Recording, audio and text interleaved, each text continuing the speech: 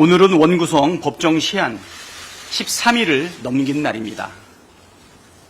국민의힘과 협상을 한 지는 40일 가까이 지났습니다. 그런데도 국민의힘은 원구성 협상에 성의 있게 응하는 것이 아니라 이런저런 구실을 대면서 모든 결과를 원점으로 돌리려고 하고 있습니다.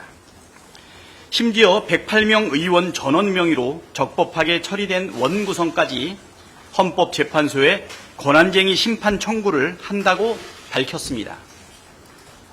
법을 무시하는 것도 모자라서 법을 자의적으로 해석하고 왜곡하는 일이자 정치를 사법부의 영역으로 끌고 들어가는 정치 포기 행위입니다.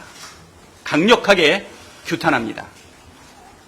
오늘 추경호 원내대표가 원구성 관련해서 마지막 제안을 했습니다. 요약하면 법사위와 운영위를 여야가 1년씩 돌아가면서 맞자는 것인데 참 황당합니다. 전날에는 원구성을 불법으로 했다 주장하면서 권한쟁의 심판을 청구해놓고 하루 뒤에는 1년씩 나눠서 하자는 게 도대체 말이 됩니까? 진정성이라는 것을 전혀 찾아볼 길이 없습니다. 지금까지 논의되고 진행되어 온 모든 내용을 원점으로 돌리자는 주장입니다.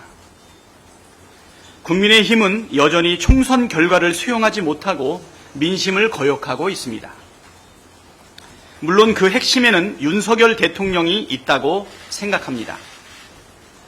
국민의힘이 계속해서 시간만 질질 끄는 속내가 소극적으로는 윤석열 대통령의 심기 경호하느라, 적극적으로는 윤석열 김건희 부부 방탄을 위해서 어떻게든 국회가 정상적으로 돌아가는 것을 막으려고 저러는 것 아닙니까?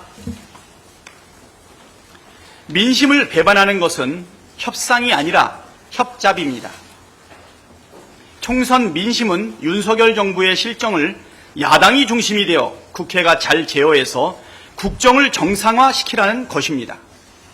이를 위해 법사위와 운영위는 필수 사항입니다. 애초부터 거래의 대상이 될 수 없습니다. 협상안을 내놓으랐더니 협잡하자고 하면 되겠습니까? 협상에서 제일 중요한 것은 충분한 신뢰입니다. 상호 간에 신뢰가 쌓이지 않고서 협상이 제대로 될 수도 없고 타협을 해도 오래가지 못한다는 것이 지난한 역사의 교훈입니다. 지난 2년간 윤석열 대통령과 국민의힘이 보여준 것은 신뢰의 파탄입니다. 야당을 국정운영의 파트너로 단 한순간이라도 인정한 적이 없습니다. 오히려 괴멸시켜야 할 적으로 규정하고 정치 탄압에 열을 올렸습니다. 그걸 국민께서 총선에서 호되게 심판하셨습니다. 정상적인 대통령과 정상적인 여당이라면 민심을 수용하고 바뀌어야 합니다. 그런데 바뀌었습니까? 총선 이후 대통령이 바뀌었다는 그 어떤 징후도 찾아볼 수 없습니다. 21대 국회 마지막에 국회를 통과한 해병대원 특검법, 전세사기 특별법, 아무런 꺼리낌 없이 거부권 행사하는 것을 온 국민이 보았습니다. 국민의힘 당선자들 불러놓고 대통령 거부권을 무기로 협상하라고 한 것 다들 아시지 않습니까? 국민의힘이 뭔가를 제안하고 우리가 그거를 검토하려면 최소한의 신뢰가 필요합니다. 대통령께서 총선 민심을 수용해서 국정 기조를 싹 바꾸고 국민의힘도 대통령이 아니라 국민을 위해 일하는 모습을 보여야 신뢰가 싹 트고 대화도 가능하지 않겠습니까? 이를 위해 다음과 같은 조건이 필요합니다. 첫째, 윤석열 대통령은 향후 1년간 국회법 절차에 따라 통과한 법률안에 대해 거부권을 행사하지 말고 즉시 공포해야 합니다. 둘째, 국민의힘은 일하는 국회를 위한 국회 운영에 적극 협조해야 합니다. 서로 협의하되 의견이 모아지지 않는 사안에 대해서는 민주주의 원리에 입각해 처리해야 합니다. 셋째, 입법부와 행정부 간 견제와 균형을 지키는 측면에서 대통령의 거부권 행사를 비롯한 행정부의 부당한 입법권 침해에 대해 국민의힘도 입법부의 일원으로서 적극 항의하고 맞서야 합니다. 신뢰는 말이 아니라 행동과 실천으로 쌓아가는 것입니다.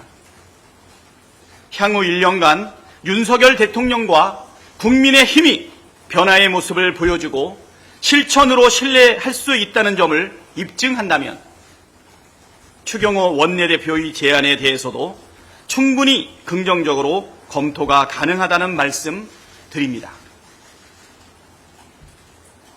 한 가지 더 말씀드리겠습니다. 오늘 우원식 국회의장님께서 이번 주말까지 원구성 협상을 종료해달라고 최종 통지하셨습니다. 국회법에 따라 속히 원구성을 마무리해야 한다는 것이 우리 민주당의 입장이지만 원활한 국회 운영을 바라시는 국회의장님의 뜻을 존중합니다. 국민의힘도 국회 정상화 의지가 조금이라도 있다면 터무니없는 권한쟁의 심판 즉각 취소하고 국회 부의장 후보도 즉각 선출에 나서십시오. 그래야 신뢰를 쌓는 데 조금이라도 유리하지 않겠습니까? 그리고 지금 국민의힘이 목소리를 높여야 할 대상은 국민과 민주당이 아니라 대통령실이라는 점도 분명히 해둡니다.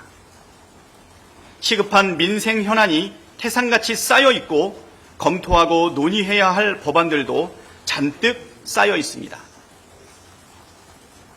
국민께서 이제 더 이상 기다려주지 않을 것입니다.